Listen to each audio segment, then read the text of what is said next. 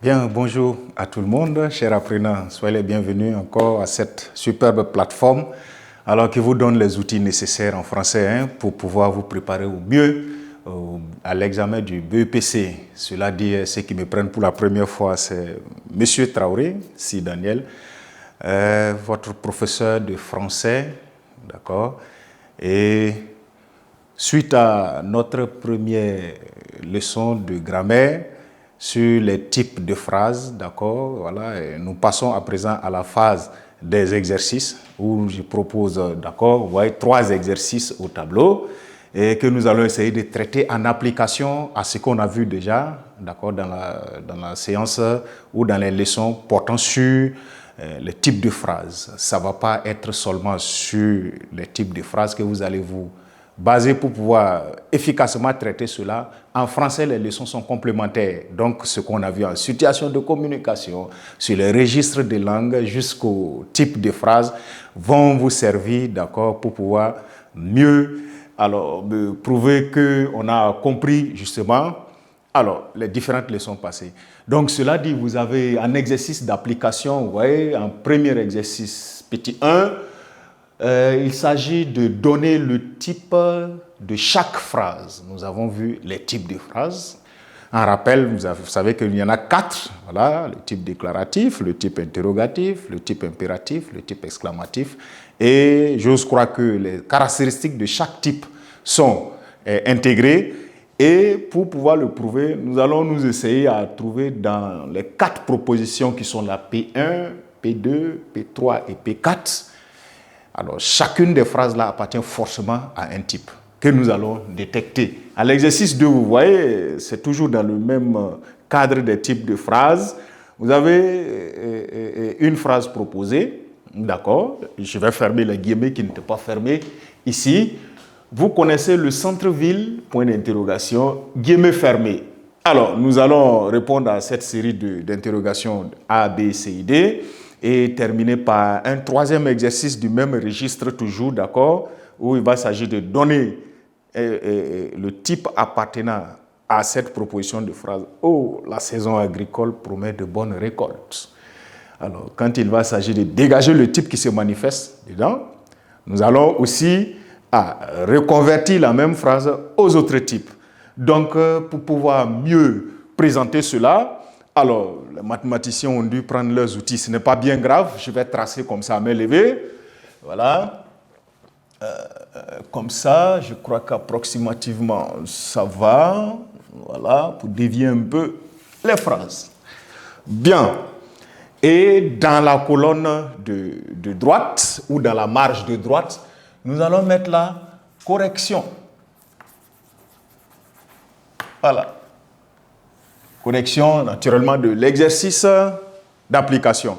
Et dans les corrections, nous allons commencer tout de suite par l'exercice 1. Voilà. Donner le type de chaque phrase. Voilà. Comment on va formuler cela? Vous avez vos manières d'habitude d'introduire les exercices, d'accord? Alors, c'est un cas disparate comme ça. Vous êtes sur votre feuille où c'est beaucoup. Indiquez aussi le correcteur à bien suivre votre logique de réponse. Donc, on peut par exemple dire, bon, écoutez, donnons, voilà, le type de chaque phrase. Voilà. Et directement pour y aller, P1, nous allons directement donner le type auquel il appartient. Merveilleux. Avec un point d'exclamation à la fin, je crois que ça vous donne déjà une idée du type auquel, auquel appartient cette phrase. Déjà, vous avez là, dans P1, le type exclamatif. Exclamatif. Donc, pour le corriger, nous allons utiliser votre couleur, le vert, n'est-ce pas? Exclamatif. Voilà. Si vous y avez pensé, c'est bien. Voilà. Ça montre qu'on a compris d'office. Voilà. Parce que c'est une phrase qui, sous-entendu, voudrait dire « c'est merveilleux ». Oh, que c'est merveilleux. Vous voyez, Donc, merveilleux va correspondre au type exclamatif. Deuxième phrase, P2, que je fixe là. P2. Il ne pleuvra pas ce soir. Vous voyez que la ponctuation finale est le point tonique. Dans « il ne pleuvra pas ce soir », c'est comme si on vient vous donner une information, quelqu'un fait une déclaration comme ça, parce que moi je peux penser qu'il va pleuvoir ce soir. Oui, il pleuvra ce soir. Donc, dans le type de cette phrase, nous allons avoir le déclaratif. Donc, P2, type déclaratif. Voilà. Nous avons le type déclaratif dans « il ne pleuvra pas ce soir ». En progressant, P3. Avez-vous lu ce livre? Vous voyez les caractéristiques de ton qui se dégagent. Avez-vous lu ce livre? Attendez d'abord que, sinon vous sentez d'abord que je vous pose une question. Deuxièmement, vous avez un indice grammatical à l'intérieur. Vous voyez l'inversion du sujet. Avez-vous, au lieu de vous avez lu ce livre, deux caractéristiques, l'inversion du sujet plus le ton montant caractérisé par le point d'interrogation, vous faites dire ici que, ou disons, vous font dire ici que vous avez affaire au type interrogatif. Donc P3 est, on va dire, interrogatif. Voilà. Donc, enfin, P4, que le temps est beau. Que le temps est beau, vous voyez la nature du point qui est là, le point exclamatif, vous fait dire déjà qu'il y a une phrase de type exclamatif. Mais en plus de ça, vous sentez que dans l'expression de cette phrase-là, il y a une sorte de surprise agréable. Voilà, on est content de voir que le temps est beau. Voilà, il y a une sorte de surprise, une surprise qui se caractérise par une exclamation joyeuse. Donc, pourtant, ça correspond à tout ce qu'on avait dit, par exemple, sur le type exclamatif. Donc, ajouté à la caractéristique de ponctuation finale, nous allons déduire qu'en P4, nous avons là le type exclamatif. Voilà le corrigé que donne, voilà le premier exercice déjà à ces 4 types de phrases. Il fallait penser, ou si vous avez déjà pensé à cet ordre-là, exclamatif, déclaratif, interrogatif et exclamatif, c'est déjà génial en termes de compréhension, pardon. Et ça nous permet, voilà, de tomber sur la phrase, sur l'exercice numéro 2, exercice 2,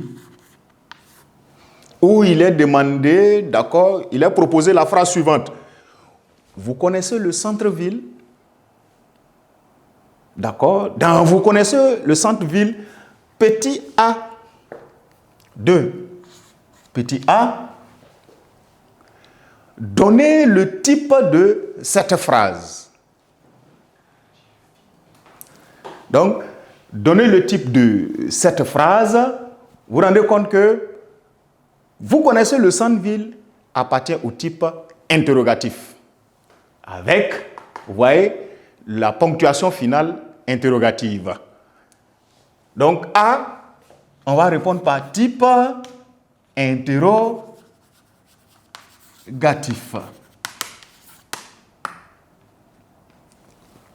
Alors, ce n'est pas fini. Dans le même exercice, en B, il vous a demandé à quel registre de langue appartient-elle. Ah, il va falloir remonter maintenant pour peut-être réaliser personnellement la phrase et puis détecter son registre. Vous connaissez le centre-ville. Vous voyez que dans cette phrase interrogative, tant qu'on ne monte pas la voix, on ne peut pas savoir que c'est une question. Il n'y a pas l'utilisation d'un mot, ou ce qu'on appelle la dernière fois les pronoms, les adverbes interrogatifs, etc. Est-ce que vous connaissez le centre-ville? Connaissez-vous le centre-ville? Il n'y a pas d'inversion de sujet. Il a directement une phrase. Vous connaissez le centre-ville? Autrement dit, si on supprimait la ponctuation interrogative pour avoir un point, on allait avoir une phrase de type déclaratif. C'est comme si quelqu'un vous informait vous-même que vous connaissez le centre-ville. Donc, vous vous rendez compte ici que le registre est en ce moment familier. B, vous avez là le registre familier.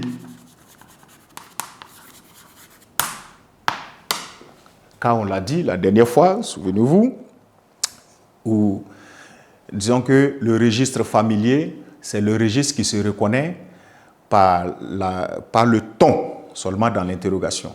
Il y a absence d'utilisation des mots interrogatifs, il y a présence des mots de façon négligée, l'orthographe n'est pas respectée, les mots sont écrits voilà, avec beaucoup de légèreté. Ici, si ce n'est pas le cas, il ne faut pas tout de suite déclarer un autre registre. Il faut vérifier les autres paramètres, les autres caractéristiques du même registre. Ici, vous vous rendez compte que le ton seul permet de savoir que c'est une phrase interrogative. Si ce n'est pas écrit, que vous ne voyez pas le point d'interrogation, vous ne pouvez pas reconnaître facilement que c'est une question. Donc, c'est ce qui fait qu'en B, la réponse correcte serait donc le registre familier. En C, on vous demande maintenant de la mettre aux autres registres de langue. Vous voyez que c'est une révision qui couvre tous les registres, encore qu'il faut connaître les autres registres. On a dit qu'en plus du familier, il y avait le courant, ce qu'on dit toujours, ce qui permet à tout le monde de comprendre ou de se comprendre. Et il y a le registre soutenu, d'accord? Et ici, nous allons en C fixer que aux autres registres, 2 points. Premier tiret, le registre courant d'abord. Aux autres registres, le premier courant.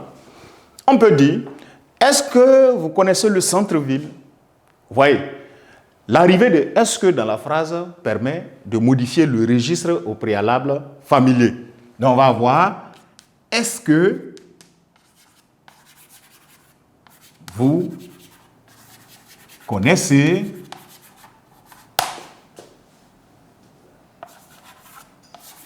le centre-ville ?»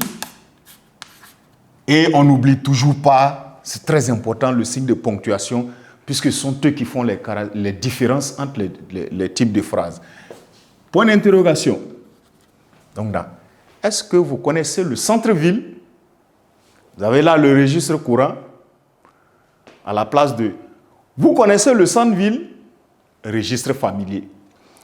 Il reste encore que on nous a dit de mettre la phrase là aux autres registres. Il ne faudrait pas oublier que le soutenu est encore là. Donc, deuxième tiret, vous allez avoir vos registres soutenus. Et en ce moment, on va se rappeler aussi dans le cours, registre soutenu, c'est caractéristique. On dit c'est l'emploi de la qualité de la langue un peu rare, qui n'est pas courant dans la manière de parler des uns et des autres. Et grammaticalement, on remarque cela par l'inversion, d'accord, du sujet que nous allons appliquer, d'accord, à travers « connaissez-vous »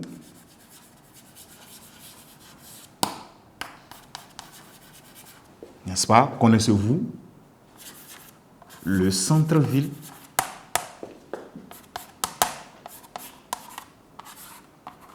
Voilà.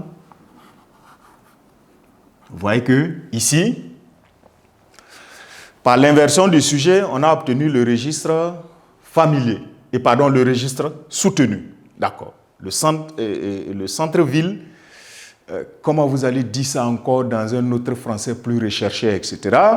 Ce n'est pas tout à fait important. Remarquez que une des caractéristiques réunies dans la phrase peut permettre de la considérer comme appartenant au registre qu'on recherche. Si le centre-ville était employé d'une certaine autre manière et que vous sentiez que son registre a besoin d'être converti, on allait convertir cela. Mais ici, la phrase, elle a un registre plein qui peut être dit soutenu. Donc, quand vous convertissez les phrases dans les registres, faites attention, il ne faut pas être d'abord animé de l'intention de vouloir tout changer. On le fait quand c'est nécessaire. Dans une phrase où les mots sont au registre familier, les constructions au plan grammatical sont au registre familier. Quand vous allez convertir, naturellement, la conversion va couvrir tout le monde. L'emploi des mots, l'emploi des structures grammaticales ou l'usage des structures grammaticales.